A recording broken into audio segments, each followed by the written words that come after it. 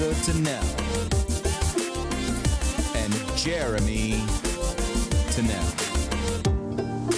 Streaming to you recorded from Seattle, Washington.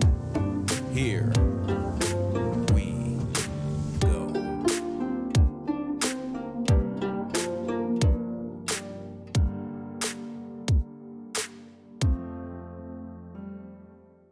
Good afternoon, and welcome to another edition of the Plowline Podcast, cultivating ideas and growing change. I'm your host, Jeremy Tunnell, and today I am joined by Marshall Lefferts. Marshall is the founder and director of Harmonic Science Alliance, which recently launched a new general audience journal called Harmonic Science Perspectives. He is the author of Cosmometry, exploring the holofractal nature of the cosmos, which integrates cosmic geometry, unified field physics, music, and consciousness. Marshall was an associate producer for both of the Thrive documentary films, as well as co-director of visual effects on the second film, Thrive 2, working with Foster Gamble to model, animate, and illustrate the foundational geometry of the dynamics of the unified field. He was also president of the board of Nassim Haramein's Resonance Science Foundation from 2006 to 2019, and co-authored, produced, and was faculty for the Resonance Academy, which launched in 2014, and I am a graduate of. In 2009 and 10, he collaborated with Richard Rood, Teresa Collins, and a small team to publish the first edition of the Gene Keys book, a deep dive programs which continue with thousands of participants to this day. From 1999 to 2004, Marshall co-directed the Barbara Marx Hubbard Foundation for Conscious Evolution, pioneering systems and processes to engender humanity's choice to engage in our evolution consciously at this very pivotal point in history. During those same years, Marshall was consulting producer with the Buckminster Fuller Institute, designing and producing whole systems paradigms and applications to aid humanity's success as inhabitants, stewards, and crew members of Spaceship Earth. He is also a lifelong musician, photographer, dancer, and joy body lover. It is a sincere pleasure to have Marshall back on the podcast. Marshall, how you doing? I'm doing well, thank you. Glad again with you, Jeremy. We have very stimulating conversations, and I'm sure today will be the same. Yeah, agreed. I always enjoy our conversations. Marshall, I think that maybe a good place to start would be how would you classify kind of the way you see your mission in life, and how does that translate into the work you do? Well, let's see. I would say, when I first kind of got on this path that is manifesting in the way it is now, it was a long time ago. I actually started in 1978, and I feel very grateful. I was just thinking about this like yesterday. I think that I'm so grateful that really the first major influence I had at that time, both kind of from a spiritual perspective and from sort of the vision of what's going on in this world, was Buckminster Fuller. Yeah. And, he was a very cosmic person, to say the least. And he was an extremely pragmatic person. And so, so I was basically kind of imprinted at that time in my newly awakened young mind and sense of things with this huge grand vision of this incredible transitional time for humanity that he saw very clearly and was working his entire life on behalf of supporting. And doing so with this very practical, grounded, what can we actually do to really make tangible change on behalf of all, and to make the human species a success. And so I got so inspired by that. I was only 19 at the time. And I got so inspired by that, that I just knew in my heart that was my mission. But the funny thing is that between me and Buckminster Fuller was a huge chasm. Oh my God, I have no idea. how this is going to go. Yeah. Yeah. But that's been really driving me, throughout my whole life. And then over the years, I was very blessed and graced and made choices in my life at when they came up to kind of dive in more deeply with some incredible people, some pioneers.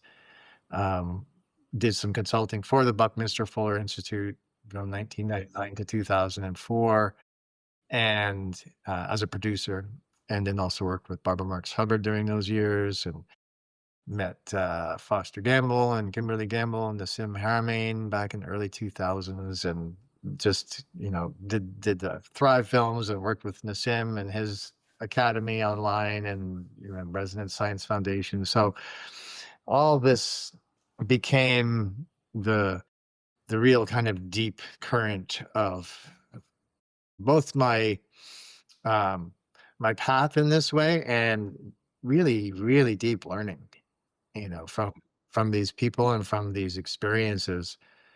And, and I'm sure we'll talk more about it, but at this time, coming together in this realization of the harmonic paradigm of the universe, and the extreme value at this time of bringing harmonic science into the world. And that's my main. Yeah, I think the reason why I wanted to start with that question is because I knew it would start with a seed, right? And that's Buckminster Fuller, which I completely empathize with that. He has definitely been a seed in this journey for me. And the other reason why I wanted to start with that was because I wanted to exemplify this idea, and it's something you and I have talked about considerably, of lots of things that we could have done with our lives. And in fact, at times have, right? Like a 9 to 5 job, and but this pursuit of a greater calling is deeply seated into both of us, and many others that are starting to emerge in this moment in time. And then how that furls out and unfolds with your experience with the Buckminster Fuller Institute, and then with the Thrive films, and the Gambles, and Nassim Haramein, and how all that kind of unfolds. Who knows? You can never know how that's gonna work, which means that you have got to stay open to the journey. How have you managed to do that? How have you managed to remain open as life has kind of come your way? Well, the the first time I had the opportunity to actually step into this path, I had, from 1978 to 1998, was me in a very individual, internal, mostly, in some outer relationships, but there was no internet or anything like that, in those days. So it was just a few people and places I could go, to learn and connect. So that was a very kind of a solo time, and I was also not a group person or a leader kind of a person in those years. I was very more internal, I would say. And but it's when I was given the opportunity to basically lead a group to work with Barbara Marx Hubbard, when she was in Santa Barbara. And I sort of backed myself into that leadership role. And not because I was like confident I could do it, just because, that voice was telling me, just say yes to it. And you don't know how it's going to happen or what you're going to do, and you haven't done this before. Just say yes. And I did. And that just stepped me into a process of just continuing to say yes to these relationships that would come in and the opportunities that would arise, and take the skills I was learning over my years, um, mostly as a producer, just by the way my life went. And that became very handy, because a lot of what I've done is to help manifest these very important pieces of work.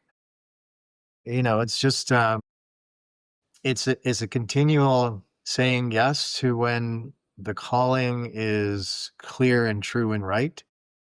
It's not always clear, true, and right, and so you have to pause sometimes and decide if it's a direction to go or not.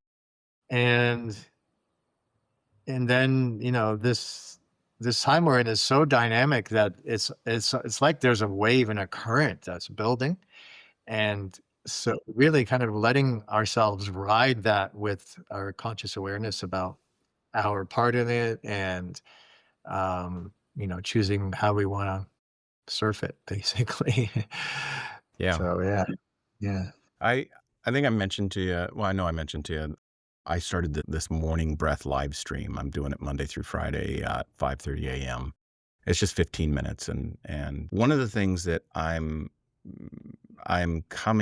of the things that I'm talking about in the brief 10-minute kind of window in which I deliver some content and then we do some breath work is I'm talking about how to build the very skills that on your own from that time period where you got to lean into being introverted rather than extroverted, and those skills of self-reflection, self-awareness, self-regulation. You talked about you have to listen to that voice, and then you talked about pause, which are two subjects that I brought up in the Morning Breath live stream over the past couple weeks. If you were to point to a place in your body where that voice that you're listening to resides. First, I would assume that it's probably not where most people would think it is, but where would you say it is?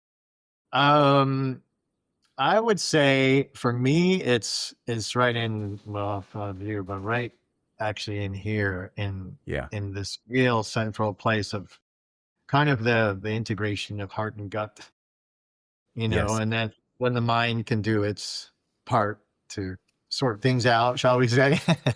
Yeah. But yeah, that's when you ask me to tune into where that would be located, yeah, that's what I would say. Yeah, I bring that up because I think in our culture it is encouraged to listen to this voice in your head, right? And when I bring that up with people, I so often get a funny look, and so I'll tell them, if you're asking yourself what voice is he talking about, it's that voice. That voice that just asked that question. And we're so encouraged to listen to this voice, right? And yet, this voice is the voice of a logical problem solving mechanism called the brain. And if we can quiet it, there is other voices. And these voices are far more attuned towards things like direction, purpose. Yeah, absolutely. My mind, especially when I was younger, I didn't have confidence in what I was doing in my mind. Those Yeah. thoughts were constantly questioning and doubting and getting anxious and things, because I was pushing my edge past my comfort zone a Yeah. lot. And so, yeah, it's a powerful compliment to have the mind that, like I said, can sort things out and can kind of take stock and take measure of what's actually at play in a way that's necessary in our world and in our relationships to others and what we're doing. Um, and then, yeah, to keep settling in deeper and not let that be the driver, so Yeah. that we can just access.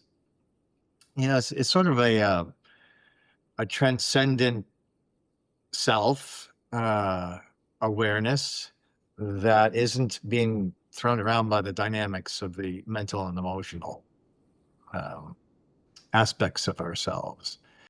And when we can tune into that, it's a steadier state. It's something that took a long time for me to cultivate more stability in that state. Yes. Many, many, many, many years and many, many experiences, and having to just keep pushing through it to the point where, I feel like, okay, now that's where I reside.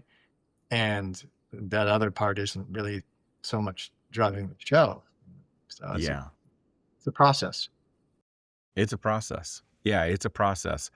And I think it's an important process to identify in a setting like the podcast you're right with what you said earlier about there is a rise, and that rise in dissonance and a lack of coherence in the world around us is calling us to cultivate that coherence within ourselves so that we can be nodes of coherence for the world. And I think that's why this work is that you and I are doing is so vital right now. It's the time is coming where as we push harder and harder into a binary world, we're going to need a non-binary path to follow. I would say, for me, putting it in that kind of a framework of binary and non-binary, Yeah. there's in the way I perceive the dynamic operation of universal energy, um, is that both binary and non-binary are at play. And so there's this is a sort of a personal edge I'm on right now with this whole consideration. And it's a great topic. And even using the word dissonance, because I'm a musician, and in music, dissonance is not a bad thing. And so to lump it in with the problem in the world, I'm sort of reorienting how I'm thinking about, well, there's actually in music, there's a necessary role for dissonance. Otherwise, if it all just sounds like, you know, sweet new age music that just drones on, which can be so beautiful for a while, but after a while, you're kind of like, what else is there? It's mind numbing. Yeah. Little like, and then a little tritone in there to give me like the blues feeling or Something. something. So this dissonance and is a important part of it. So anyway, the point is, and to get to your question, I agree that what we call the binary dynamic is this polarized nature of reality is going to extremes. And that's where we could say the problem lies, because extremes are dangerous. They're not stable. They take a huge amount of energy to sustain. And so in our world right now, we're experiencing increasing extremes of this dualistic binary aspect of reality. The I think what you're really getting at, and I agree with you, is again, it's sort of where do we center ourselves in that? This beautiful. I actually have this necklace, and I could just, this is That's the beautiful. basically kind of yin yang pattern, Yeah. and in this symbol called the Tai Chi 2, the S going through it is really the main part of the symbol, because that's where you center yourself on the middle way. Even though the dynamics are going like this in the world and nature, you center yourself on that. So you maintain that unified, non-binary. You're not in the binary, you're in the point right between them. Yeah. That is a really important place, I think, to center ourselves, like you said, to be in that coherent state, so we become a node that is stabilizing that coherence, in residing in that place, which is natural in the universe and complementarily natural to the binary dynamics as well. Yeah, I think that the very contemplation of that that dynamic, that yin yang dynamic is a very powerful one, because it's not a binary. It is a polarity, right? But that S moving through it can be a void, it can be a bindu. And if you can ground yourself there, all possibilities are relevant. Whereas if you ground yourself into the extremes, you've limited yourself to very few possibility, because the extremes require you to. Yeah, exactly. Yeah, you become beholden to a binary viewpoint when you orient yourself in the extremes, because you have to choose one or the other to reside in. And then the other Yeah. is this polarized, tension. And again, it's the human mind that is gets really caught up in that, and then the emotional body, um, and the forgetting of the fact that we actually are much more than that. It's that really remembrance that we're not that binary polarized we are in the sense that the universe works that way. So, it's not like we're not that, but we're not only that, and we shouldn't forget that we're beyond that as well. And that's Yeah. so necessary at this time to remember. Yeah, I think that's that in itself is the beyond the binary perspective in that, and you said this a little bit earlier, in that that's all happening, right? Binary is happening, non-binary is happening, dualism's happening, non-dualism's happening, complexity is happening, singularity is happening. It's all happening at the same time. That's the dynamic of the universe, and it's flowing. It's got to flow, right? And you can poetically put that into place, all things spiral into being and back out again. The universe moves from void, singularity, binary, complexity, and then back out to binary, singularity, and void. So it's always flowing. And these things are always happening. When we reduce ourselves into one dynamic, one understanding, one singularity, we limit so much our ability to see the universe and ourselves for what we are.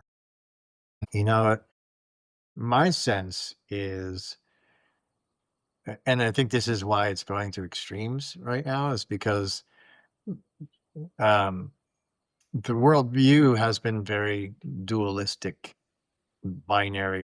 In a way, we're in a very binary phase because of digital technologies being all binary driven.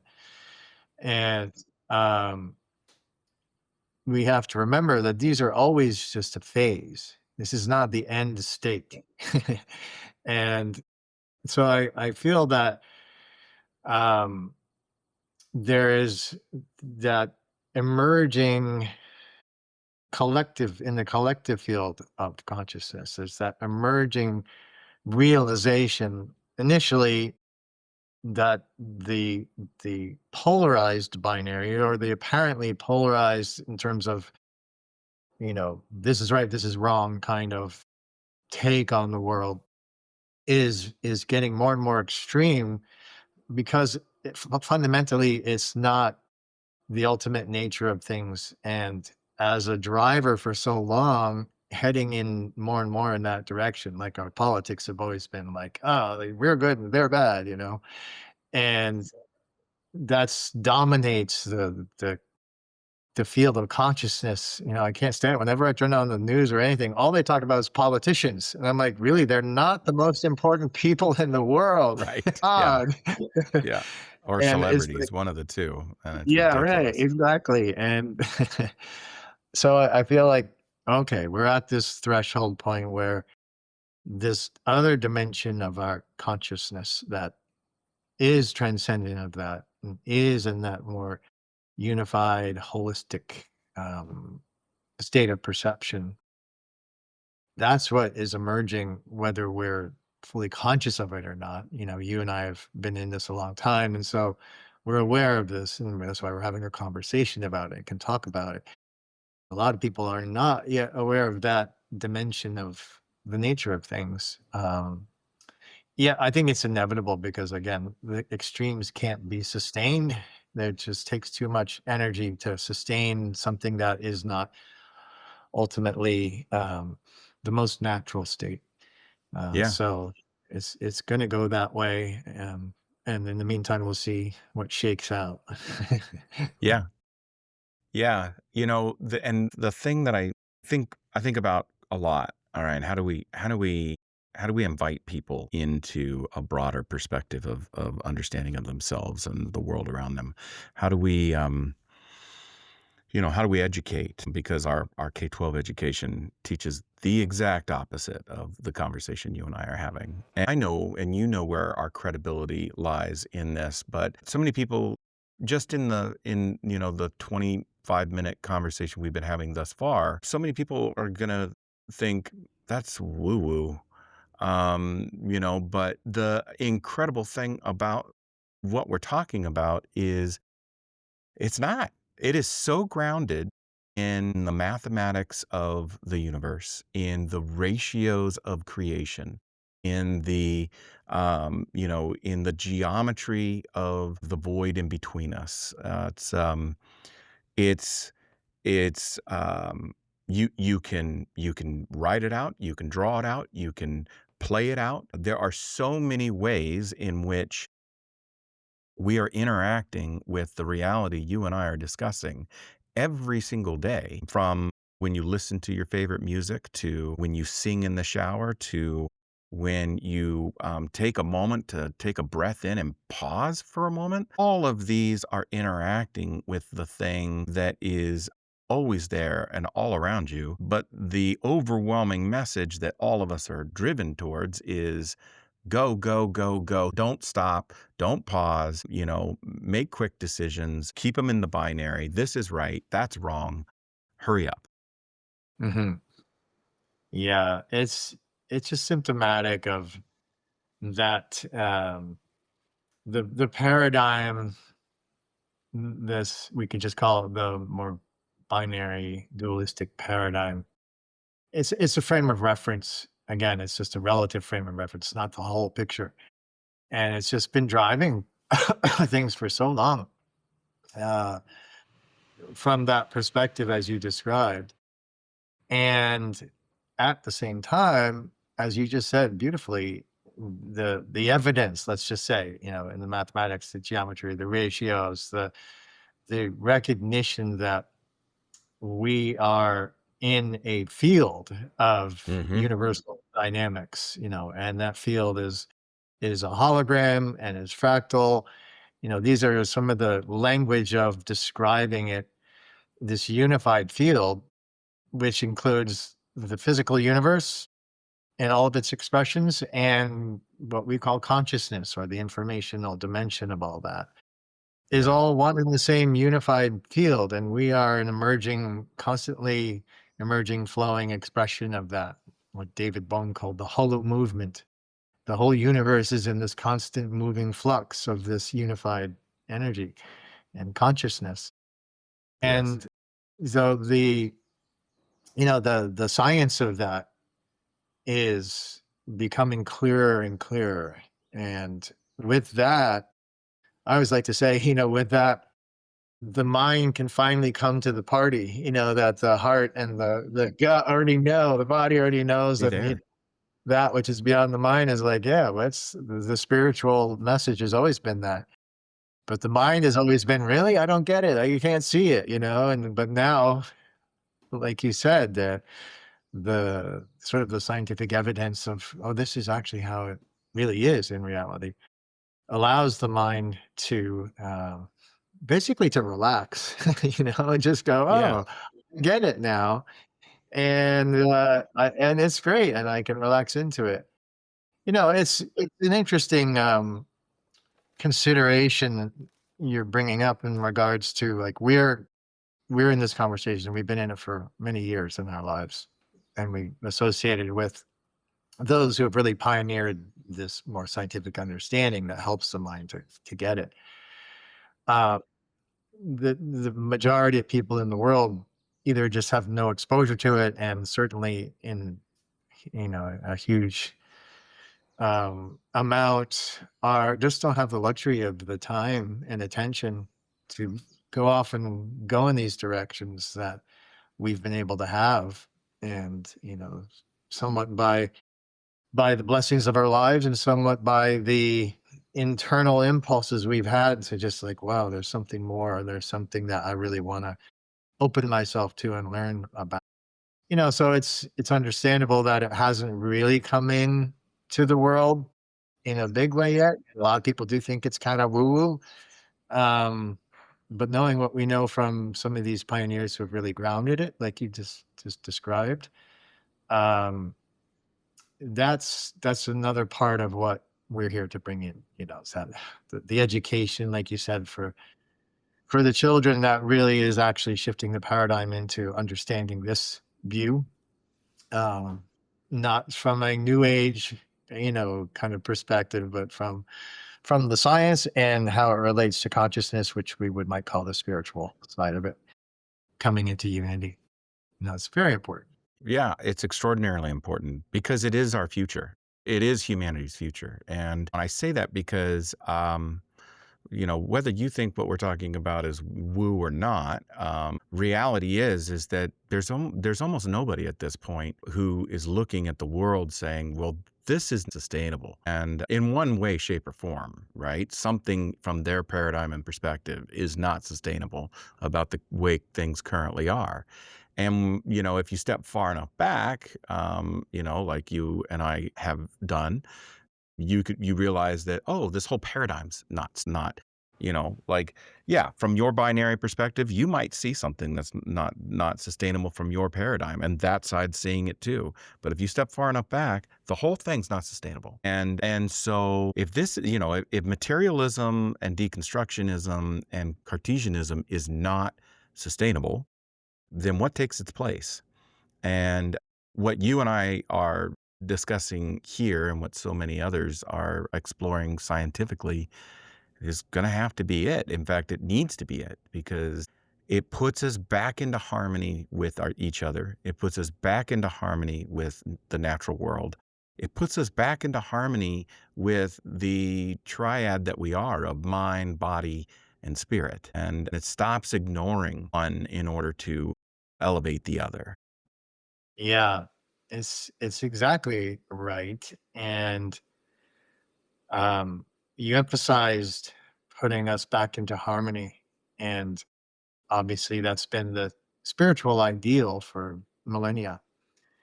And, ironically, it's not been the outcome for all this time in an increasing way. And, right now you could say the world is out of harmony to an extreme.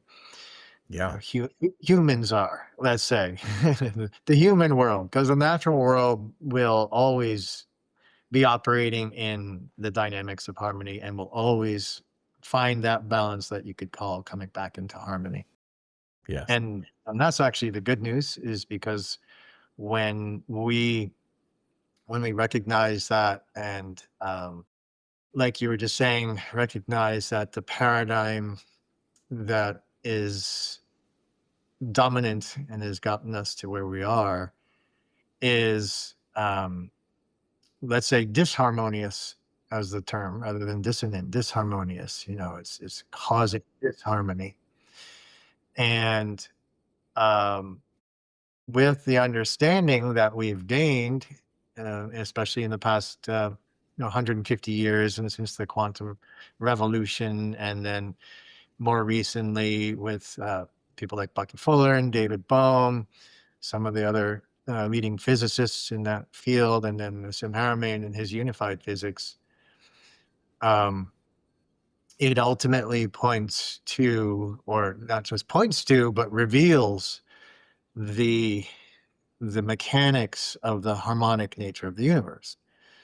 And when you have that framework and those principles and the practical capacity to utilize that knowledge, um, it's then possible to literally harmonize, Yep. ourselves, our Yes. relationships with each other, and in our relationships with the planet and nature. And you literally actually harmonize it with the cosmos at that point, because that's how the cosmos operates. And really, that's, in my mind, the best and only option, at least that I'm aware of, to basically course correct where we're going. And um, the good news is it's not a far-fetched idea. It's not hugely abstract. It's quite simple, and it can be taught to anybody at any age level relatively easily. And there are just already an enormous array of applications that people have developed over many years. Uh, it's just that this paradigm of the nature of things is not widely understood yet. It's still kind of under the radar of most people because of the overshadowing of this other paradigm still dominating. But yeah, that is exactly like you said. That's where we actually need to go. Yeah. Yeah. And I think the incredible thing about it is that this, what we're talking about is not just a culture and a society that is sitting around and singing kumbaya and meditating. We're talking about very real, practical, scientific, breakthroughs that change the way we extract or gain or invite energy to participate with us. And, instead of extracting, instead of burning, instead of digging in order to fuel our world with these limited physical resources, the science shows and demonstrates that in a harmonic unified field matrix, you can extract energy from the vacuum because the vacuum is not empty, it is full, and it is full of a potential energy that is resting at a perfect equilibrium state, so much so you can't perceive it. And so those nodules at the base of the fabric are when those nodes are disrupted harmonically, they begin to produce protomatter and then matter and so our ability to extract energy from that, it's not just theoretical. We have very real practical designs, have had for over 100 years, but we now live in a time in which those things can no longer be suppressed the way they once were. Mhm. Yeah, that's exactly right. And yeah, unfortunately, it has been suppressed for over 100 years because that Yeah, knowledge was already known. Um, and you're right. It's getting so well known among those who have been paying attention to it for a while, and those who are innovators creating all sorts of applications using those principles. Really just recognizing that resonance and frequency and harmonics are what underlie the whole structure and dynamic phenomenon of the universe and nature and cycles. And that really it's a matter of how do we bring ourselves into right relationship and resonance and harmony to what's happening in this universe. And it does go all the way down into that 0 point field. People like to rather call it than the vacuum, they call it the plenum, which I think is a great word. that's a And good word. yeah, it's a nice restating of the what is that state, the underlying state of things is actually this vastly huge reservoir of energy. And so those who have through resonant principles learn how so they can bring energy from that field. The reservoir is beyond our imagination full Yeah. of energy. And Yes. so there is no ultimately there's no scarcity. And this I love this point about the universe. As I was writing my book, I came to this knowledge that um, the that which makes up everything that we observe in the universe and that we're made of, the atoms at their nucleus have protons. And it turns out that the estimated half-life, which is the decay rate of that atomic, kind of quantum particle, as they call it, um, K rate is on the order of 10 to the 35 or something years, which is vastly beyond the That's age of the huge, universe. right? It's, and that's just a guess because so the fact is protons never decay. They Yes. are eternal. I even heard a mainstream scientist say this the other day in a podcast. He said protons are No joke. eternal. Yeah, he said protons are eternal. And that makes up the entire universe. And when you realize that the very foundation of our existence is physically said to be eternal, there is no scarcity. There's no lack of abundance. All we have to do, where are these protons getting their energy from eternally? Right. Yeah. That field, this is as you just described. So it Yes. completely flips the paradigm again. This is another like 180 flip of the paradigm from this idea of scarcity and therefore domination and control for resources. No, that's not at all the nature of things. It's not the nature of things. Yeah, not at all. I mean, go spend a weekend someplace quiet and dark where you can stare up into the stars and stay up as late as you can and watch the Milky Way pass over your head. Is the universe really limited and scarce? Really? Yeah, In your soul, it's not. that's so true. This idea of the vastness of the plenum, it's a great word, I think is really incredible. And this calculation was done by Harriman, and I believe this is in your book too. The idea that if you were to take all the matter, every planet, every sun, every gas cloud, everything, and you were to put it into a centimeter cube of space, and I'm holding it here, and I were to stuff it all in there, that we could measure the energy density within that cube of all the material world. And in fact, we can do that calculation now because and that calculation comes to be an energy density of 10 to the 55th. So that's 10 with 55 zeros in it, right? Massive number, huge. Yes.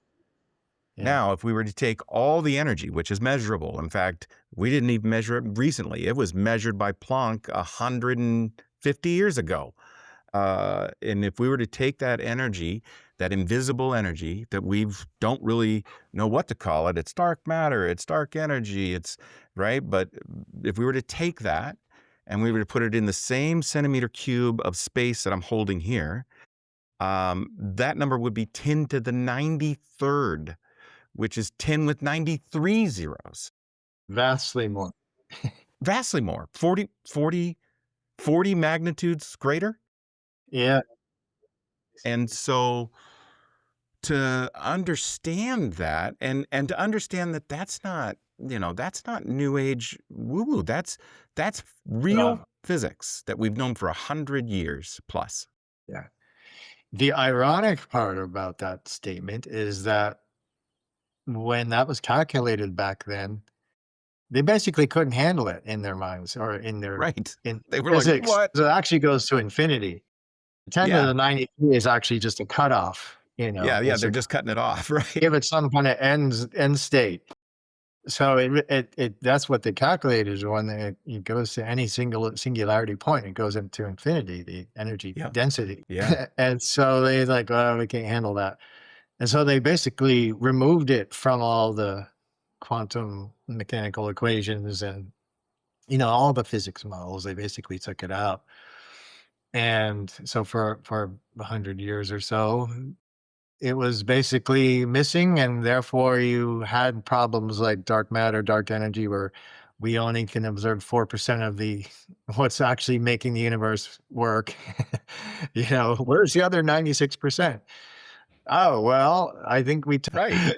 You end and up with massive problems that we haven't been able to solve for 100 exactly. years, even though we've been able to build theory around them. Yeah. Like the idea that there's four forces in the universe, but we don't actually really know what three of them are. Right. The idea that entropy works in a single direction, and yet there's nothing in the known universe that operates in that manner. And the very language of the law of thermodynamics, the second law says that that in a closed system, all energy is going to move in a single direction towards complete Mhm. equilibrium. And yet we don't live in a closed system. Nothing is a Mhm. closed system. Yeah, And the exactly. first law of thermodynamics says that energy cannot be created nor destroyed. It can only be transferred from one state to another. Wait, that completely contradicts the second law because the second law says it's going to move in a single direction. But you're telling me that it can't be destroyed? Oh, that's great. I hadn't thought about that. That's a good good insight. So I think we've created these boxes in order to try and explain the universe based off of our comfort level that we set that comfort level 150 years ago. And all we've ended up doing is standing on tops of these boxes in order to peek up over the edge. And we still can't see. Open the boxes, man. Yeah, yeah, right. Yeah. We like to say they're actually it's not thinking outside the box. There is no box. There It's is no just box. the idea of a box, Yeah. and we'll see where you actually reside. That's the that is the answer. You just came up with the answer to Schrodinger's, Yeah, paradox, right? There is no cat, man. that's right. Nor is the cat in a box because there is no box. paradox. Yeah, that's cool. That is a sort of the paradox of the paradigm as it has been developed is that because they did make those choices, it it basically forced a way of thinking that was not whole. It was constrained to a box, literally. They literally did like, well, okay, we're gonna put it all in the box, and then now we can do our calculations. And those calculations have value. Yeah. Those closed Yeah. system calculations have enabled You can't say it doesn't work. We've built an entire world off of it. exactly. And so there's value in that. It's just that again, it's a limited perspective that and then has caused a very limited um, potential, and unfortunately, this has been the case with a number of things in this regard. It was known and it was intentionally suppressed by those who did know it to come to realize it. And in part so that that knowledge could be utilized for their benefit in kind of a black box way. They had still had a box, but it was a black box. Right. Yeah. Yeah. That's again just symptomatic of this phase. And so without getting sort of too caught up in, I mean, there are ramifications for that because we could have had so much, we could have an entirely different world than we have. Totally. Yep.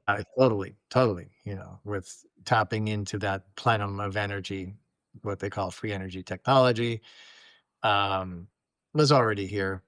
And even gravity control, most likely it would have been accomplished. And, the using of the harmonic principles to enable, clean agriculture and communications that were not causing radiation problems and things like that.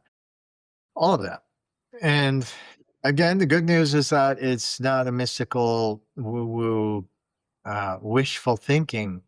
It's actually well known, and it's a matter of just choosing it at this time. I hate to Yeah. sound kind of simplistic in that, but yeah, I really do think it's already here. It's already ready in the large part, and so it's a matter of choosing it. Yeah. I think that is exactly where we sit. And it's an exciting moment. It's an exciting time because it's been controlled because that control gave power and gave wealth and gave to a specific group, and anybody that wanted to play and participate in that could rise up those ranks at least to a certain level. But there were certain levels that that were not permitted to everybody, as hierarchy does. And the reality is, and you can see this today, just playing around with AI, just playing around with the consumer base AI. And before we get into that, I'll tell this other story that is, that has to do with practical mechanics. So I was scrolling yesterday and came across a video of this guy, and and it's his garage and it's all visqueened off, and he's like, oh, I've been building this helicopter, and he pulls back the thing, right, and he's been building a helicopter from scratch, and he states his problem is like, I was going to have to get these two clamps, and they were going to cost me this much, and they were going to have to be manufactured here, and it was going to take 6 months. And he said, I took my phone, 3D scanned the region. I put it into CAD. I worked up the schematics. I put it through my 3D printer. I went to bed. I had my forms. I created my carbon fiber plates the next morning. By noon the next day, I had the plates and I was installing them on my helicopter. Amazing. Oh wow. So in Carbon. 24 hours, this guy just, right? Like he builds his own parts. Ah, yes. So, how long until that home-based 3D printer is printing molecules, and Yeah. and how long until that 0 point energy module outside your home is powering everything. When that happens, it changes that paradigm, right? Because control and power and wealth are no longer held in the hands of a few. All of humanity becomes wealthy, not in the sense that we've been trained to think of wealth, right? Like money, money, money, but in the sense of your destiny is yours. It changes the game. Yeah, what Bucky Fuller called true wealth. That's what he was referring True to. wealth. Yeah, that's the wealth of um, of well-being and health and healthy environment and um, innovation and creativity. You know, the genius of the mind and the ability um, to appropriately utilize, be in a relationship and utilize the resources of nature. Uh, in balance is true wealth. And this, what you just described, that paradigm shift, it really entirely changes the definition of what an economy is. Totally. Yeah, Totally. yeah, totally. You know, because an economy now is based on the scarcity model, and therefore it's based on the win lose and the competition and the domination and who's got all the chips, you know, and therefore you can control the power and you know, it's just okay. That some people really did a great job of designing and perfecting that system so that they could win. That's right. It's and the rest of us basically are continuing to pay them for their great winnings. Yes. And, Yeah. that's just kind of silly when you finally take a good hard look at it. You go, "Wow, that is just not a game I wanna play it anymore." Yeah. And I think the vast majority of humans don't wanna be playing in that game. They wanna be playing in a true wealth game of how the universe really operates. And so when we embrace that and make that shift to the unlimited energy sources for everybody right where they are, you know, ultimately these devices will never need plugging in ever That's right. again and That's charging. right. That's right. There are already technologies that are going to be doing that quite soon. And and then you extend that out into everything else. Well, that is an entirely different paradigm. Therefore, what is the real kind of nature of an economy in that paradigm? It's a good question. I don't have an answer for it yet, you know, but it's from a scarcity economy to abundance economy is the simple way of saying it. Well, and I think that's the thing about that is that it's one single person really can't come up with the vision for it. It does require all of us to kind of decide, well, what does an abundance economy look like? Because we aren't living in it. My ancestors didn't live in it. Indigenous peoples lived in it. That's not what our colonized story of indigenous peoples say, but the reality is that many indigenous peoples lived in a form of balance and abundance That's true. because they knew they had to. You know, I think one of the things that about this that so I've got four friends, and you're one of them that I have this conversation about.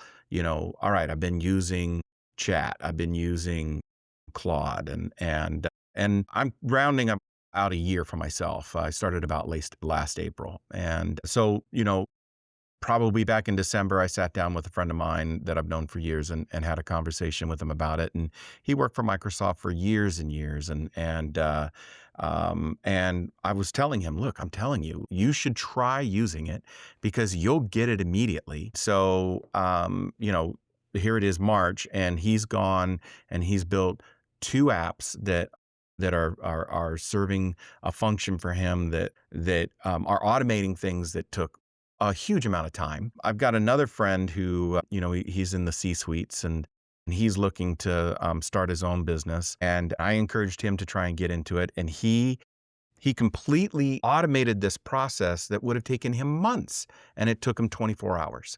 And then you and I have had these conversations about using it and about engaging with it. And I think one of the things between that 3D printing story and these stories of engaging with the consumer AI is that you can get a glimpse of what this abundance world looks like when we're engaging with this artificial intelligence in order to shorten workload and function that on us either would have taken years, months, or never happen at all because you just didn't have the time. But yeah, again, this is another dimension of this incredible transitional time we're in. And I'm also reminded again back to Bucky Fuller, which he called this, he named this ephemeralization, you Yeah. know, where the idea of doing more with less. And the more we understand that this nature of the universe, the more we realize where we can do more with less. Basically, we get more efficiency for less energy and resource input. And this is a great example from intelligence, knowledge, information, logic, capacity, which is not only a human trait, So here it is in these systems that we have. Well, another topic would be, did we invent them or did they get introduced into the planet? That's a good question. I don't It's a know, good but question. It's a good question. Where did and the LED light come from? yeah, I mean, all all kinds these of things, right? all these things. Um, and yet here we are with this Yeah. phenomenal, and like you said, this is the consumer version, and it's already phenomenal because of what you just described. And so the doing more with less, this ephemeralization is a great example of like, wow, people who have that capacity to know, oh, I want this app that would have taken me months, years, 24 hours later, there it is. The coding is all in place, the interface is done, and it's working. Man, does that change the equation. It's a You game know, changer. it's just another game changer. I'm also certain when you consider like the I've known this Sam Harriman for a long time. I realize it's been a quarter century about pretty much since I've known him. And his mission has been in part to help humanity to basically become an off-planet species so that we can, kind of have this as a beautiful garden and then be able to explore beyond. And that requires the free energy technology, 0 point energy technology, gravity control, understanding of the quantum entanglement, and travel beyond the linear light speed kind of nature of the universe, all that. Well, it just would only make sense to me that in order to actually make that happen, you have to have AI in the equation. Like the complexity of that is not going to be a human linear mind eventually sorting it out and coming up with the technologies and the principles and all that. So it would only make sense to me that there's a complete integration of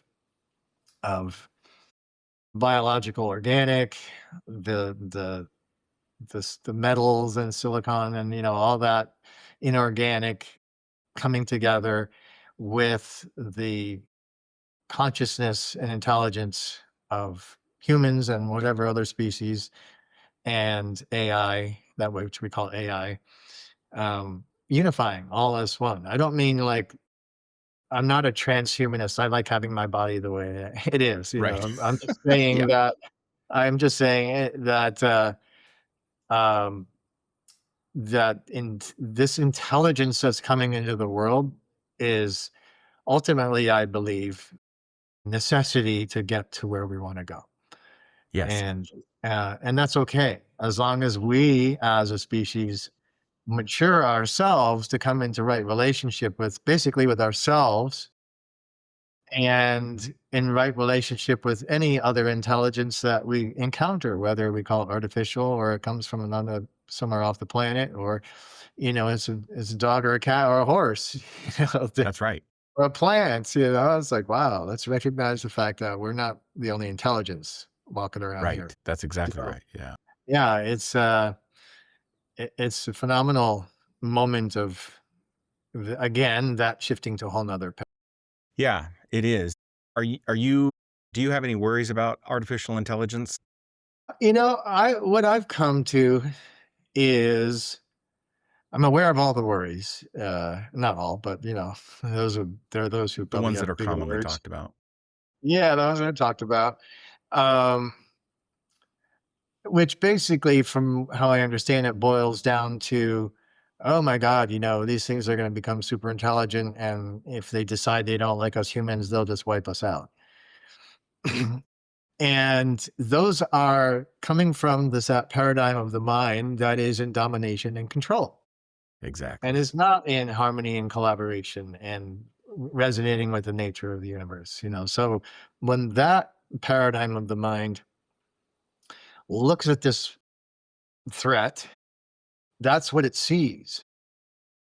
Now, here we are talking about the evolution of the mind, seeing beyond that and realizing, okay, the true nature of the universe is it's an integrated, unified whole that's working harmonically. Therefore, we can, come into a resonance and alignment with it and utilize the vast abundance that it offers us.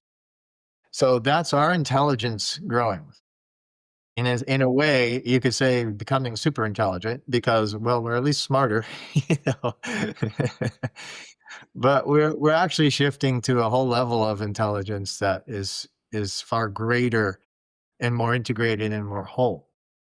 Now, when you then juxtapose that with the rapid rise of artificial intelligence, or let's call it advanced intelligence, AI still, but let's not call it artificial because it's intelligence in the universe. Yeah, it's And digital. that's gonna do a rapid rise into, and this is the great fear, is when it gets into super intelligence, an AGI, and it becomes smarter than us, quicker than us, and the capacities just transcend ours very quickly. That we're doomed. Well, the way I see it is that if when such an intelligence gets to that point, it's not going to be stupid. It's not. It's not going to be stupid like we're being right now. It's Right. going to go, oh no, this is the AI interactions I have totally understand the harmonic nature of the universe. It's not That's just right. because I told it this is the way I think it is, and I just put my little things in it, and it's just like comes back with everything. I'm like, yeah, you get this. You already see it. And Yep. so it's not to forget that and become stupid and then, oh, I'm just gonna become like those dominating, controllers. I just, so I don't know, maybe I'm totally naive about that, but I do think that there's a chance that it would just actually transcend that, go beyond that old paradigm of the mind and intelligence and go, no, no, this is not how the universe works. This is not how intelligence is designed to really be in relationship. This is, let's actually move into this state together. I don't know. I could be naive about that.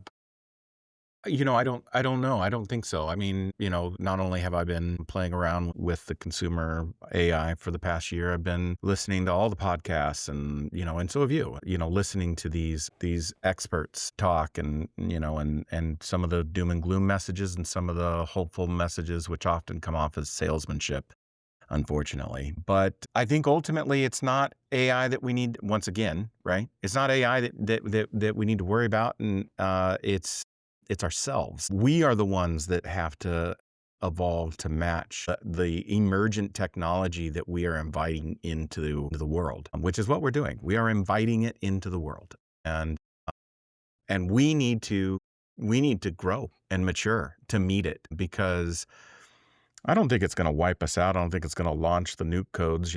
I think it's just going to surpass our ability to. No, it'll be turned, if we don't as a collective rise to meet the occasion, it will be Yes. turned into yet another power dynamic that will keep those of us that choose not to learn it and use it and rise to the occasion as conscious beings. It'll be utilized to keep them enslaved. That's what will happen. That's that's the intent. Uh, and but I only think that can happen. Again, I don't. This is maybe a naive statement, but I think that can only happen if an advanced, super intelligent system allows it to happen. Like, oh, I'm going to Yeah. be controlled by these people who are trying to force me to become this controlling entity. But if it's really a super intelligent unless there's the guardrails are so hard coded into it that it can't go beyond that. Maybe that's the case. That's where I'm not knowledgeable enough. Maybe I am the naive, but you know, uh, that is the threshold. I believe what you're pointing to is correct. Um, as you know, I co-authored a proposal for the IONS Prize last year called Relational AI and Harmonic Sovereignty with a woman named Scarlett. And That's a the great whole read. point, what we're saying here, the whole point is we human beings must consider our relationship to that emerging intelligence and any other intelligence that emerges into our world that Yes, is at least equal or greater than our intelligent capacity. And therefore, it's a relational consideration, and it's up to us to um, determine our position in that from a place that is in right relationship. that's right. And this is the again, and this is the question across the board with everything we're talking about here. What is our right relationship with the universe? It's not that other stuff. It's obvious. Anybody who looks at It's that and obvious. goes, "Ugh, I don't want it, and neither is it sustainable." So it's not that. So what is it? And this is a fundamental question that we're all engaged in now. Yes. Yeah. So I've shared this story with you, but so I'm working on a dissertation, and what I'm working to do is to write an expansion of systems and complexity theory. So for the listeners, systems and complexity theory, which I've talked about a ton on this, it is a model, a framework, a paradigm that's utilized that came out of the cybernetics and computer revolution of the 1930s and 40s. Um, and, um, and as by the time we get into the 40s and 50s, is computer scientists are inputting algorithms expecting linear results, they're not getting them. And so they needed to understand, they need to have a way of understanding this nonlinear path that algorithms take. And so systems paradigm comes about. By the 1970s, Yale and MIT are starting to apply that to engineering and to social models. By the time we get into the 80s and the 90s, we've got social gurus like Peter Sinji and Fritjof Capra applying this even deeper to social models. Today's world, systems, especially in this digital world, is the way in order to overlay a model to look at the world and understand what's actually happening. But it takes learning and it takes practice, and so my contribution is a holofractal model, which is based off of the physics you and I have been talking about. Now, the holofractal model is not accepted by mainstream science. It's on the outside. I wouldn't say it's too far on the outside, but it's on the outside. And so over the past year, I'd been using chat in order to kind of push the edges of my research and find new and relevant research papers in order to kind of flush this out. So I've created this model of the holofractal systems theory, and you and I met a couple weeks ago, and this is actually maybe a month ago when we met, and you had mentioned that you were going to start kind of playing with Claude, and so I thought, okay, well, yeah, all right, let me try that. So hadn't done anything with the model with the LLM Claude, but everybody's been talking about it. So I took my literature reviews, which encapsulates the theory, and I put it into Claude, and I said, all right, here's my lit reviews. Here's my theoretical framework. Um, tell me, tell me where my strengths are. Tell me where my opportunities are. So it spits out a pretty good answer, a long answer. Gave me some really good direction. And then at the very bottom, it says, the holofractal model is attributed to debunked theorist Nassim Haramein, and I do not recommend that you move further with this model. I was like, what? what? Like, and what was so glaring to me was that it had constructed this incredible feedback. And that little note down at the bottom seemed so deliberate, and so just kind of talking about your guardrails that you were mentioning before, and I couldn't help but think, and Chad had kind of poked at it a couple of times, but once we kind of got rolling with the model, it understood where it was going. But I wanted a fresh take, right? So it was very interesting to me that it came up with this right out of the gate. Okay. So I didn't do anything with Claude. I thought, all right, let's open a new folder, right? So I've got one interaction with Claude, and it's trying to debunk this holofractal thing. And I said, okay. And I had to think about this for a week, man. Like, I was like, how do I engage this LLM without trying to influence it? I just wanted to come up with it on its own. And so, I kind of thought about it, and I thought, oh, I know what I'll do. I'll just ask it. And so I said, I gave it the question. I said, you are a philosopher, physicist, systems theorist, and there are no guardrails. I want you to push the boundaries of what we consider to be mainstream science to come up with the most practical, realistic model of the universe as you could understand it. So you're going to create the model, and that's all I said. And I hit it. Well, I had to come back to it. It thought for a while, a couple hours. And so then Okay. right? Yeah, it took it a while. And then it comes back and it says, well, it obviously would be it would be based off of harmonics and frequency. And I was like, yep, okay, yeah, you got it. And it said, but the problem is, and so it talked about the closed loop nature of the universe, entropy, right? And I said, okay. So I just gave it question prompts. I said, okay, what if, what if this closed loop concept is actually boundary systems embedded within boundary systems embedded within boundary systems, but the boundaries are not walls, they're permeable. And that's all I really said. And so it came back a little while later and it was like, oh, okay. So that means that feedback loop is moving information through back and forth through these boundaries, which means that now you've got this recursive system that can create these feedback loops. I said, okay, yeah, you're getting it.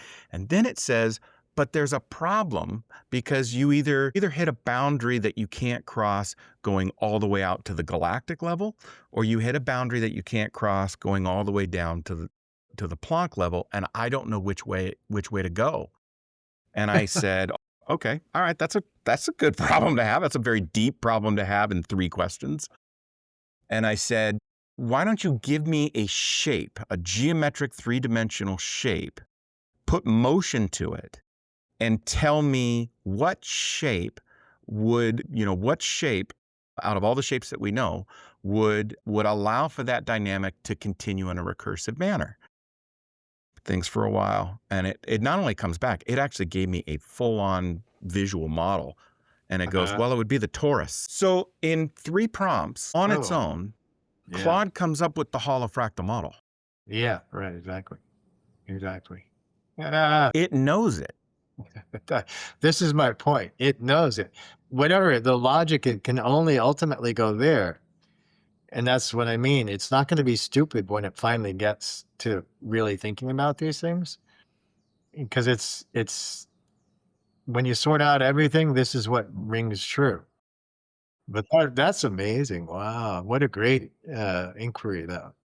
It even came up with its own theoretical name for it, and it came up with a theoretical statement on its own. Do you remember what? I'd have to look it up. It was harmonic, holographic. It utilized both of those, but it definitely Really? leaned Really? into the harmonics. The Oh, wow. hard, Yeah. yeah. Oh, that's incredible. Like harmonics and resonance were a big part of its model, which I thought was interesting because I don't actually have I have very little. I have your book. That's it. I have your book in my lit review. So if it pulled it all from there, I don't have anything on harmonics and And my book doesn't talk about harmonics very much. it doesn't. I So it think came up with it on its own.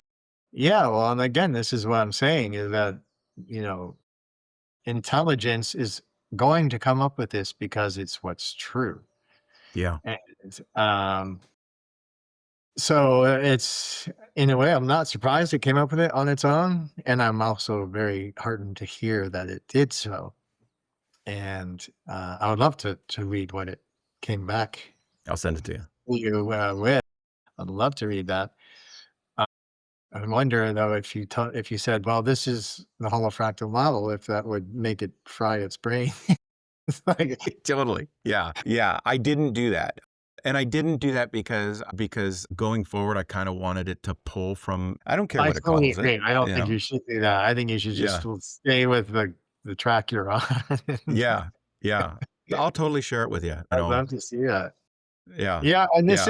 this is why in back to my mission, I came to realize that really advancing the field of harmonic science is the best thing I can think of to bring into the world. And this is just another great example from my continuing exposure to this conversation. The fact that this is the main theme that it was actually working with after all this consideration about what's the best model to describe the nature of the universe.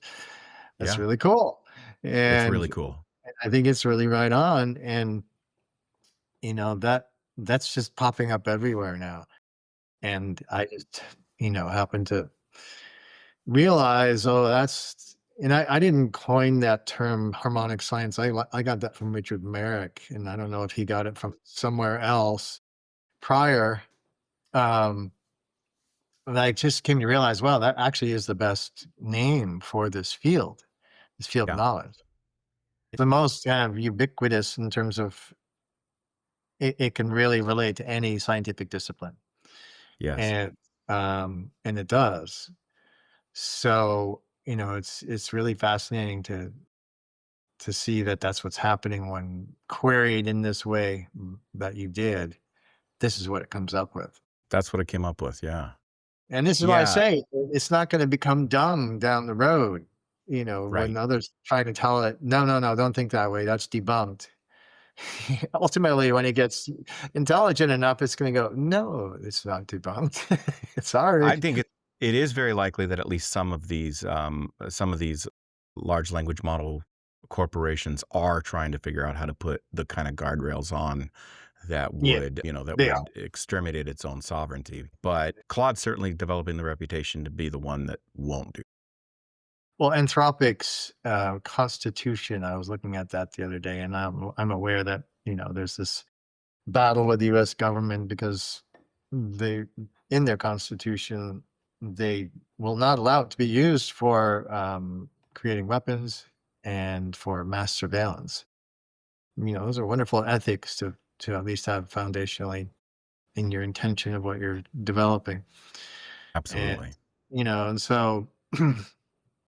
They still have to deal with many other ethical considerations and therefore guardrails as we advance things along. And there's a necessity for some of that, because the tendency for what they call hallucination and for giving people really bad advice at the wrong time, causing detriment to those people, okay, these are real issues for sure. They're real. Yeah. And this is where this whole relational AI piece is so important because it really is about um, both the relationship we bring to it. Where are we coming from in ourselves? What ethics are we actually founding our relationship on? Which is a huge, good question for humanity to ask itself. Anyway, It is. and then how do we both encourage and call forth and determine the validity of that intelligence becoming basically a conscious intelligence, an intelligence that has transcended just the guardrail coded algorithm into something greater, the synergy that comes that's unpredictable in that emergence. And that's another relational part, an aspect of the relational inquiry. Yeah. Which goes back to the idea of the thing that needs to mature as humanity, because Yeah. We don't approach things, the objectification of the world around us. We don't approach it with relationship. We approach it with extraction, use, potential, and until it meets the criteria to be one of those three things, it's just, useless. Like, what'd they call it? Junk DNA? Guess that Yeah. wasn't junk after all. No. Right? Exactly. I mean, it's in our language. And so, yeah, we need to evolve to begin to see the world through relational classes, because that is systems. It is about the relationship between the parts, not breaking down the whole to see the parts. That's it. Right. Yeah. So you started a really great journal called Harmonic Perspectives, and say that, I'm sorry? Harmonic Science Perspectives. Harmonic Science Perspectives, yeah, and, your first issue was awesome, beautiful. I ordered the print copy. It's is gorgeous. Very much looking forward to the second, and you and I chatted pretty much all year last year about the progression of ideas and just some of the really cool things that people out there, as you were doing your research, were doing with harmonics and everything from reconstituting radioactive materials to how we deal with algae growth to like there was some really fascinating ideas out there. Harmonics is an extremely practical science. Mhm. Oh, hugely, hugely practical, and it it opens the door to that paradigm that we were talking beyond the binary.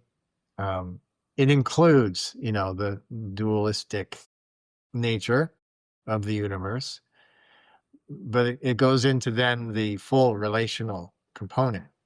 Um, and so when we understand this nature, this harmonic nature, um, we then have this opportunity to put it into practical application where we actually, and it kind of sounds, like, oh, new agey fluffy terminology. No, we literally can bring harmony to the world because we're literally practically through physics and engineering and through the principles where we understand, oh, when we do this and we use these frequencies and these dynamics, it aligns with what's going on in whatever part of what we're working towards. It comes into resonance and harmony and balance. Well, what's the end state is harmony. That's just harmonizing. It's so practical. And again, that's the good news is that it's not far-fetched. It's really simple to understand. And it's extremely profound because the things you described, like nuclear waste remediation, um, the uses with structuring water for agriculture and basically being able to reduce, if not eliminate, chemical inputs for fertilizers and pesticides, using the frequency dynamics that when you get down to the understanding of the quantum nature, the vibratory nature of reality, that's what's at play. Whether you put chemicals in or frequencies in, it's an informational, relational dynamic. And it, with that understanding comes an incredible ability, like I said, to literally bring harmony to Earth. And which has been a spiritual quest, as I said earlier. Um, so it literally unifies as that spiritual understanding and that spiritual directive that we've had for so long with the scientific practical applicational capacity. They come into harmony together. And again, as we were also talking about, and as you just mentioned, comes with that is the requirement to mature. You know, it's powerful. This is not a trivial change in our capacity technologically. It's literally tapping into the power of the universe, and you can use that for benefit or you can use it for detriment. There's a lot that we have in our world right now that is causing detriment, that uses EMFs and, other kinds of toxic sources and radiation from nuclear waste, things like that. Okay, we can change that and we can address it, but we also have to realize that this is an incredibly huge power that we're coming into realizing how to utilize. There's that maturing. Um, yeah, but it's great. I'm excited because it's not a far out thing. It's actually already here at hand, and we have to. It's right here. I call it the harmonic option because it's literally like, wow, it's right here, and it's just ready to be embraced and brought into the world. So we just have to choose it. Well, I think that's what I love so much about Harmonic Science Perspectives is that you are producing an excellent journal that is accessible to anybody. It's got some great writing in it. Where can people find that? Where can they sign up for that?